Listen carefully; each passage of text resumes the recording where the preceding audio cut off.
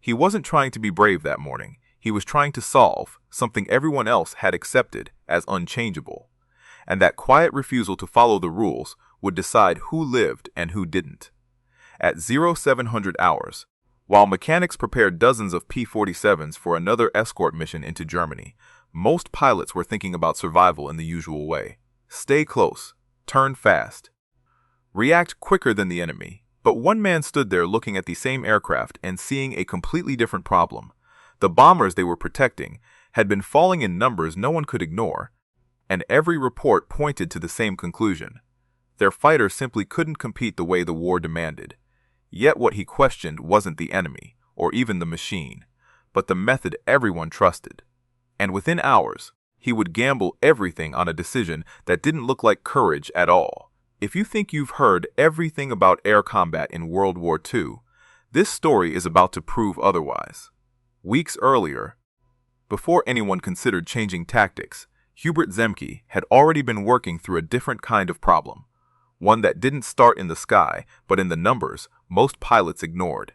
He had spent years as a test pilot, not chasing enemies but evaluating machines, learning how small differences in weight, drag, and power translated into behavior under stress, and that background quietly shaped how he saw the war. Where others saw a fighter that failed to turn tightly enough, he saw a system being misapplied, an aircraft forced into a role it was never designed to win. The P-47 wasn't misunderstood because it lacked ability. It was misunderstood because everyone expected it to behave like something else. Zemke would spend hours with maintenance crews and a young engineering officer named Daniel Harper, a detail-oriented analyst assigned to track performance reports, and together they would go over mission data that most commanders skimmed past: climb rates at different loads, acceleration profiles at altitude, structural tolerances under stress. Harper noticed patterns in the reports that didn't match combat doctrine, and Zemke pushed those observations further, asking a question no one in command seemed interested in answering. What if the aircraft wasn't failing, but the method was? The official doctrine emphasized turning engagements, close-range maneuvering, the kind of aerial combat pilots had been trained for since the early days of the war, and success was measured by how well a pilot could outmaneuver an opponent in that environment. Zemke didn't reject that training outright, but he began to see it as incomplete, built around assumptions that didn't hold for every aircraft. In private discussions, Harper pointed out that the P-47 maintained stability and control at speeds that strained lighter fighters, and Zemke connected that to something larger, something that didn't fit into existing manuals. If an aircraft could operate effectively where others began to lose control, then the engagement didn't have to happen on equal terms. That idea, simple on the surface, carried consequences that reached far beyond a single squadron, but at the time it sounded like theory, not something to risk lives on. The resistance didn't come from incompetence. It came from consistency. The system had worked before. It had produced experienced pilots and measurable results. And changing it meant admitting that the problem wasn't the enemy or the pilots, but the framework guiding them. Zemke wasn't a rebel in the traditional sense. He didn't ignore orders or dismiss authority, but he kept returning to the same conclusion every time he reviewed the data, every time he compared what the aircraft could do with how it was being used. The gap between those two things wasn't small, and it wasn't accidental. It was the result of habit, reinforced over time, repeated until it became invisible. Other pilots focused on survival within that system, learning to adapt, to react faster, to push harder in the same kind of engagement. But Zemke approached it differently, treating each mission less like a fight and more like a problem that hadn't been correctly defined. That difference in approach began to isolate him, not because others dismissed him outright, but because his conclusions implied that everyone else was asking the wrong question. Harper, reviewing another set of reports late one evening, pointed out that the aircraft consistently gained speed faster than it lost it under certain conditions, and Zemke paused on that detail longer than any other, recognizing that it wasn't just a performance metric. It was a potential shift in how engagements could be structured. If speed could be controlled deliberately, then positioning could be controlled. And if positioning could be controlled, then the fight didn't have to follow the expected pattern. That realization didn't look dramatic. It didn't come with urgency or visible pressure. But it marked the point where Zemke stopped trying to improve within the system and started considering what it would mean to step outside it. The difficulty wasn't proving the idea. It was deciding when to act on it, because once that decision was made, it wouldn't stay contained as a theory or a discussion. It would affect every pilot under his command, every mission they flew, and every outcome that followed. And in a war where mistakes were measured in lives, the cost of being wrong wasn't abstract. It was immediate and irreversible. The shift didn't begin with a breakthrough. It began with a series of losses that no one could explain without repeating the same conclusions that had already failed them. Missions continued. Formations held. Procedures followed exactly as instructed. Yet aircraft returned damaged or didn't return at all, and every debrief circled back to familiar explanations: enemy advantage, pilot error, unfavorable conditions, none of which addressed the pattern Zemke had been tracking. He stopped listening to the summaries and focused instead on inconsistencies buried inside the reports. Moments once where engagements broke down, not because pilots hesitated, but because they were forced into situations where their aircraft performed worst. That distinction mattered more than anyone realized, because it meant the outcome wasn't being decided by skill alone. It was being shaped before the fight even began.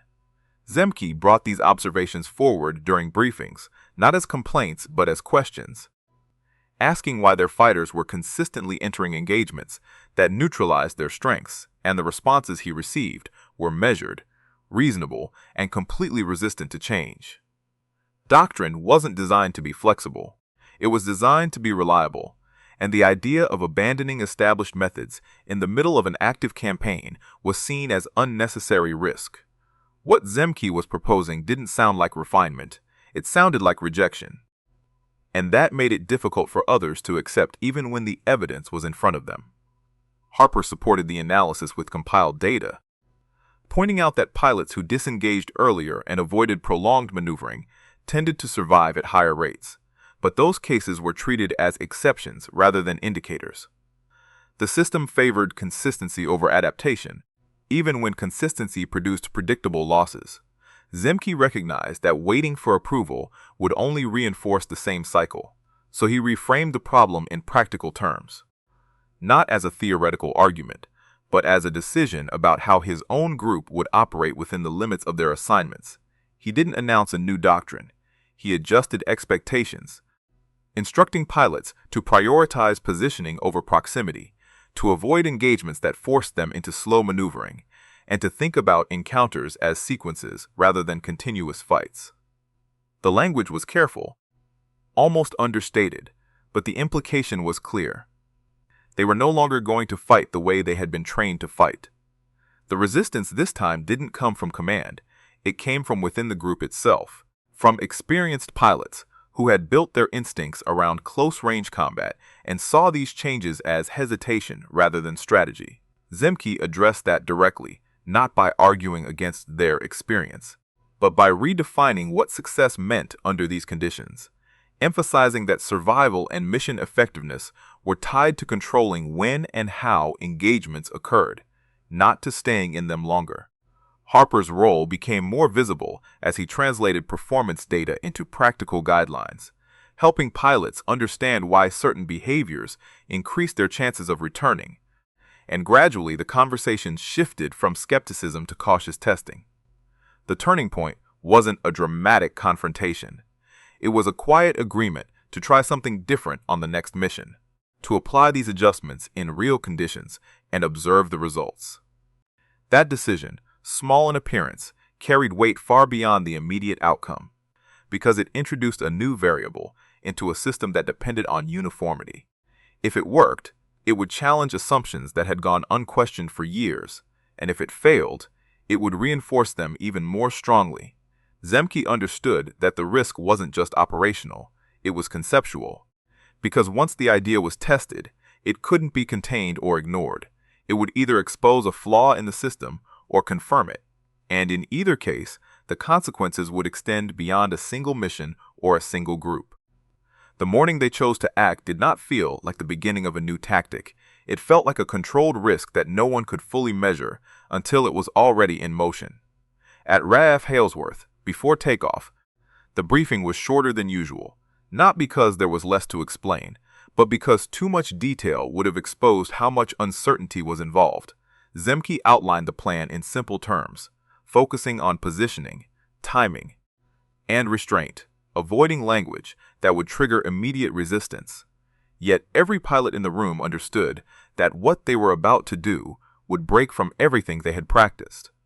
Harper stood near the back, watching reactions rather than listening to the instructions, noticing who nodded, who hesitated, who avoided eye contact, because the success of what they were attempting depended as much on belief as it did on execution.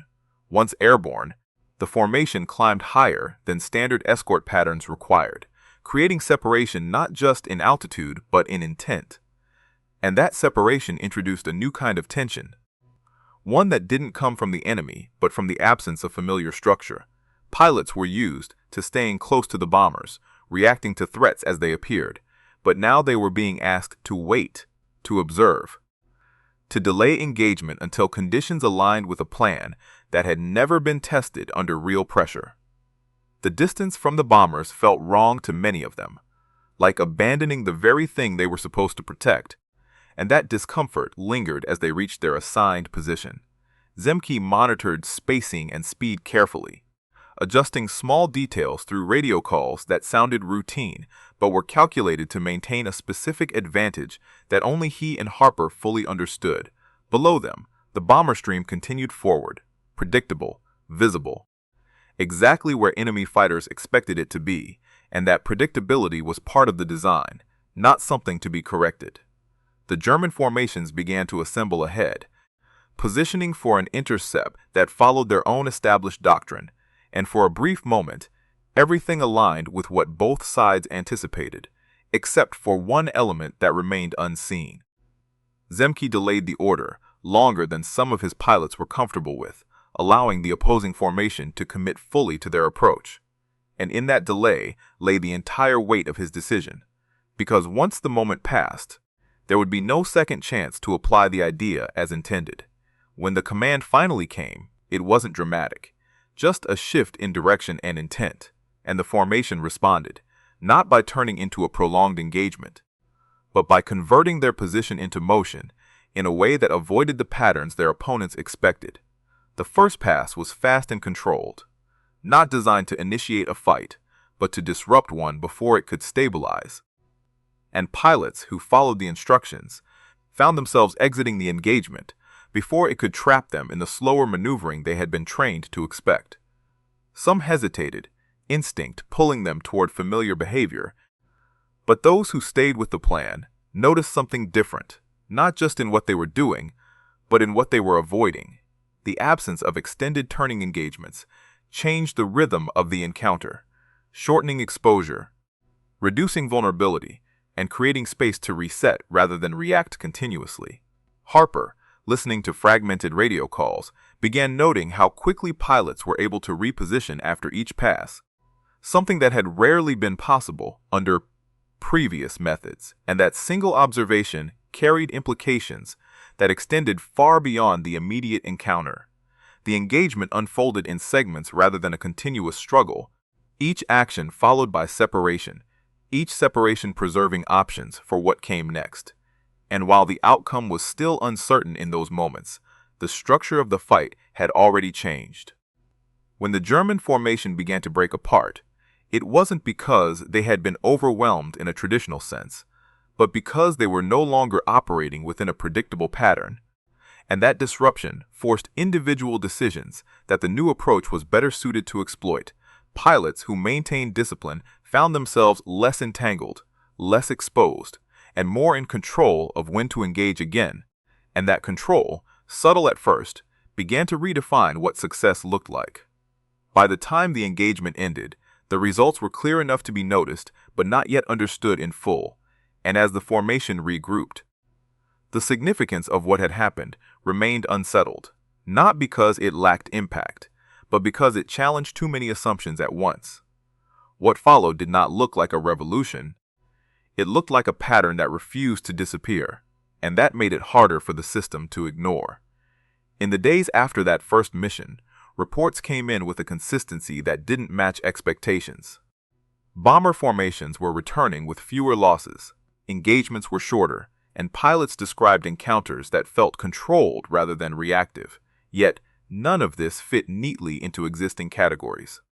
Command initially treated it as variance, a temporary alignment of favorable conditions, because acknowledging it as something more would require questioning the structure they depended on.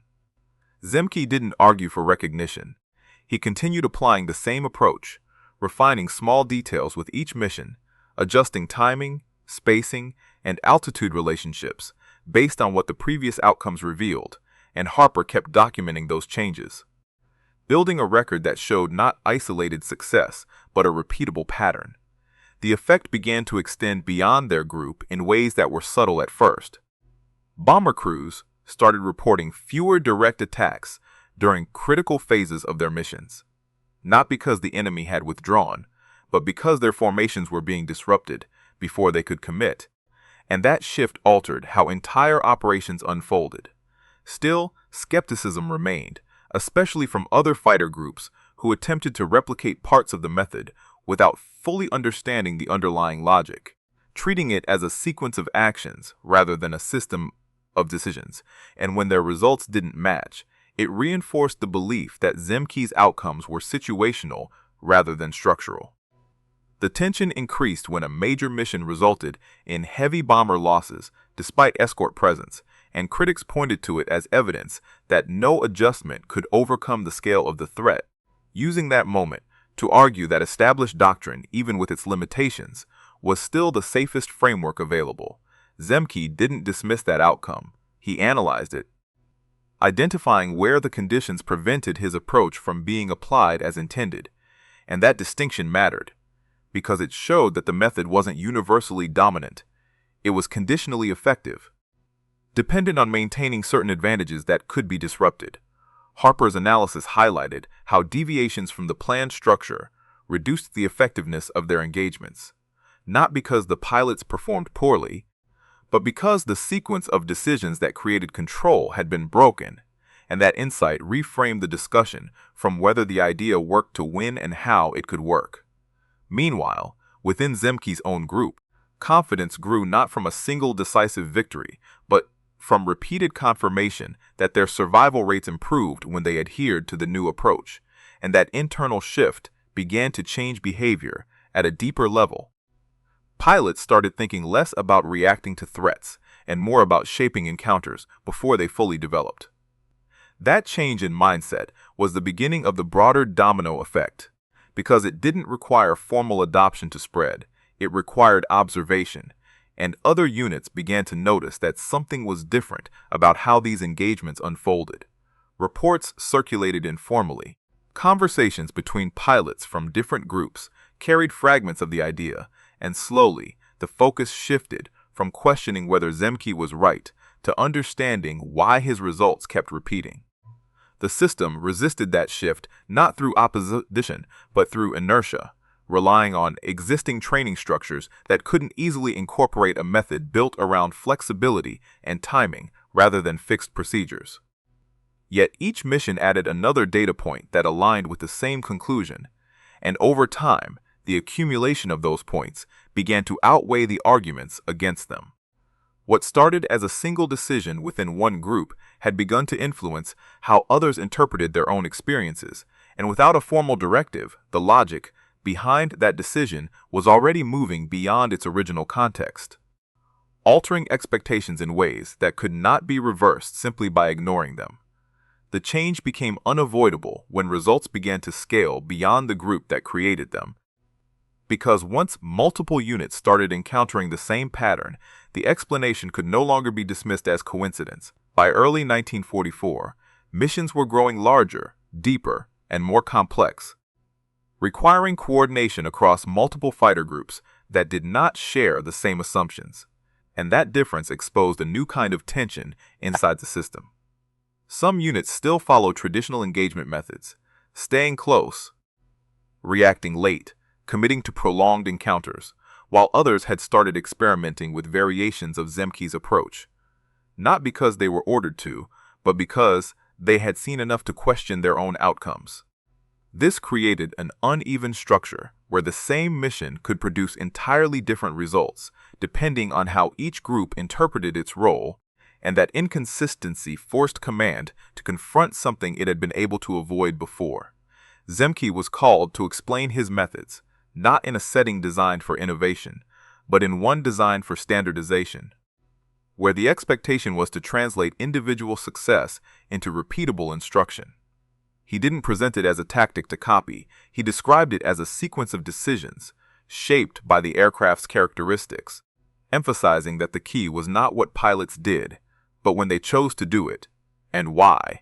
That distinction challenged the entire framework of training, because it shifted focus from fixed procedures to conditional judgment, something harder to teach and even harder to enforce. Harper supported the briefing with compiled mission data, showing how outcomes correlated with specific choices about positioning and timing. But even with that evidence, acceptance didn't come from agreement, it came from pressure. Missions continued, and the groups that adapted began to show measurable differences in both survival and effectiveness, while those that didn't found themselves facing the same problems with increasing frequency. The system didn't change because it was convinced. It changed because it was forced to operate alongside a method that kept producing results it couldn't replicate. During the large-scale operations that followed, including the sustained series of missions known as Big Week, the implications of that shift became more visible. Fighter groups began to coordinate not just around protecting bombers, but around controlling the airspace before threats could fully develop, and that adjustment altered the sequence of events across entire missions. The idea that had started as a decision within one group now influenced how multiple units approached their roles, creating layers of engagement that reduced exposure and redistributed risk in ways the original doctrine had not anticipated.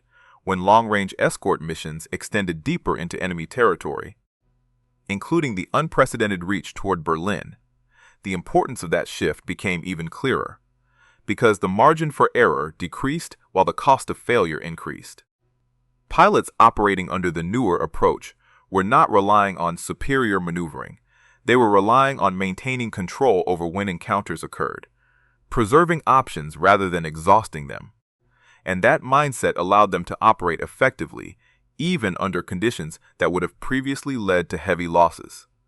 By the time preparations began for the invasion of Normandy, the accumulated effect of these changes had already reshaped expectations. Air superiority was no longer defined solely by winning engagements, but by preventing them from unfolding under unfavorable conditions in the first place. The early hours of June 6th reflected that shift in a way no report could fully capture, as patrols moved ahead of the invasion fleet, intercepting threats before they could organize, disrupting movements before they became attacks, and maintaining a level of control that had once seemed unattainable. What made that possible was not a single improvement in performance, but the continued application of a decision that had redefined how engagements were structured. And by that point, the system had adapted not because it fully understood the reasoning, but because it had no alternative that produced comparable results. By the time the war moved toward its final phase, the change no longer looked like a decision.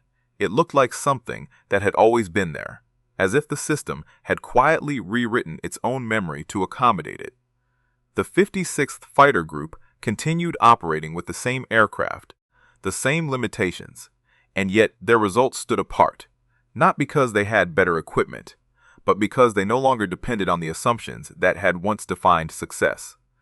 Zemke eventually moved on to another unit, carrying the same approach into a different context, where it proved adaptable rather than tied to a single machine, and that detail mattered more than any single mission, because it showed that what he had identified was not a workaround, it was a principle.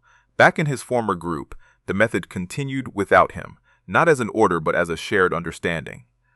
something new pilots absorbed through observation rather than instruction, and that quiet continuity revealed the full extent of the domino effect. It had moved from one person's analysis to a group's behavior, then into a broader operational pattern, and finally into a standard that no longer needed to be explained to exist. After the war, when reports were compiled and numbers compared, the outcomes could be measured in totals and statistics. But those measurements only captured what happened, not why it happened, and the reason remained less visible because it did not fit into traditional categories of heroism or technological advancement. Zemke himself did not become a symbol in the way others did, partly because what he changed was not dramatic in appearance. It did not involve a new weapon or a decisive battle. It involved a shift in thinking that removed the need for certain kinds of risk, rather than confronting them directly. Harper returned to civilian life, his work largely unrecognized outside the records he helped create. Yet the analytical approach he contributed had already been absorbed into how future pilots were trained to evaluate their aircraft and their environment. The broader system, having resisted the change at first, eventually incorporated it so completely that its origins became less distinct, and later generations applied similar principles without knowing exactly where they had come from. What remains difficult to measure is what would have happened if that initial decision had never been made, if Zemke had accepted the limitations as they were presented and continued operating within the established framework. The bombers would still have flown, the missions would still have been carried out, but the patterns of loss and survival might have followed a different trajectory, one shaped by habits that no one thought to question. That uncertainty cannot be resolved with certainty, and perhaps it is not meant to be, because the value of what happened does not depend on proving an alternative outcome. It depends on recognizing how easily systems can overlook solutions that do not match their expectations. The lesson is not that one person changed the war alone, but that a specific kind of thinking, grounded in understanding rather than assumption, can alter the conditions under which entire systems operate. In a structure designed to reward consistency, the most significant change came from someone who identified where consistency had become a limitation and chose to act on that insight despite the resistance it created. The question that remains is not whether that decision was inevitable, but whether it would have been made at all if the circumstances had been slightly different, if the data had been ignored, or if the pressure to conform had been stronger than the willingness to question. And that question extends beyond the context of war, because systems in any field tend to preserve what works until it no longer does, and by then, the cost of waiting can be far greater than the risk of reconsidering what seems certain.